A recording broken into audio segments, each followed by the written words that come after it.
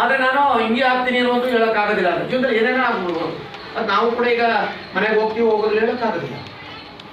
ಆದರೂ ಕೂಡ ಇರೋಣ ಚೆನ್ನಾಗಿರ್ತೀವಿ ಅಂತ ಹೇಳಿ ತಿಳ್ಕೊಂಡು ಜೀವನದಲ್ಲಿ ನೀವು ಕೂಡ ನಿಮ್ಮ ತಂದೆ ತಾಯಿಗಳನ್ನ, ನಿಮ್ಮ ನೈಬರ್ಸ, ನಿಮ್ಮ ಸಂಬಂಧಿಕರನ್ನ ಮಾತನಾಡಿಸಿ ಯಾರಲ್ಲೂ ಕೂಡ ಕ್ರೋಧ ಅಥವಾ ದ್ವೇಷವನ್ನ ಬೆಳೆಸ್ಕೊಳ್ದೆ ಅನ್ಯೋನ್ಯತೆಯಿಂದ ನಾವು ಇರಬೇಕು, ನೀವು ಇರಬೇಕು ಅನ್ನುವಂಥದ್ದು. ಎಲ್ಲ ಸಿಕ್ತಾಗ ನೀವು ತಂದೆ ತಾಯಿಗಳು ಅಥವಾ ಹಿರಿಯರಿಗೋ ನಮ್ಮ ಟೀಚರ್ಗೋ ನಾವು ಹೇಳ್ಕೊಟ್ಟಿದ್ದಲ್ಲ ನಮಸ್ಕಾರ ಮಾಡುವಂಥದ್ದು ಅಭ್ಯಾಸ ಮಾಡಿಸ್ಕೊಳ್ಳಿ.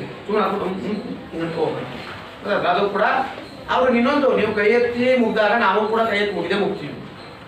ನನ್ನ ಪಾಲಿಸಿ ಅದು ಅನ್ನುವಂಥದ್ದು. ಅದನ್ನು ನೀವು ಕೂಡ ಏನು ಮಾಡಬೇಕು, ಬೆಳೆಸ್ಕೊಳ್ಬೇಕು. ಈಗೆಲ್ಲ ನೀವು ಕಾಲೇಜಿಗೆ ಹೋದ್ರು ಕೂಡ ಯಾರ ಟೀಚರ್ಸ್ ಕೂತಾಗ ನಮ್ಗೆ ಅಂಗಳ ಅಂತಿದೆ ಎರಡು ಕೈ ಅಂತ ಹಿಂಗೆ ಅಂದ್ರೆ ಸಾಕು ಅವ್ರಿಗೆ. ಏನಪ್ಪ ಇವರಲ್ಲಿರುವಂಥ ಸಂಸ್ಕಾರ. ಏನು ಓದ್ದೇ ಇದ್ರು ಅವ್ರಿಗೆ ಅಷ್ಟು ಕಿರೀಟ ಬಂದಿರೋದಿಲ್ಲ. ಅದು ಏನೇ ತಂದು ಕೊಟ್ಬಿಟ್ಟು ಗಿಫ್ಟ್ ಕೊಟ್ಬಿಟ್ರು ಅವ್ನಿಗೆ ಅಷ್ಟು ಅಂತದ್ದು ಬಂದಿರೋದಿಲ್ಲ. ಅವನ ವಿನೇಯತೆ ಇರ್ತದಲ್ಲ, ಅದರಿಂದ ಬಹಳ ಇದು ಹೋಯ್ತು.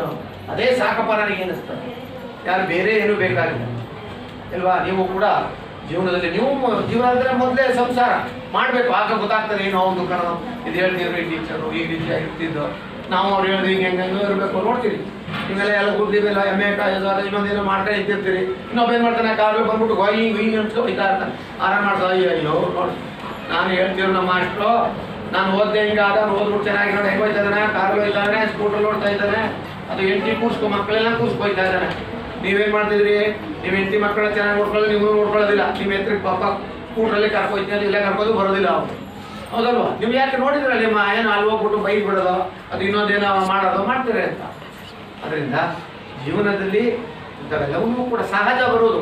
ನೋವು, ಕಷ್ಟ, ಸುಖ ಅವೆಲ್ಲ ಸಹಜ.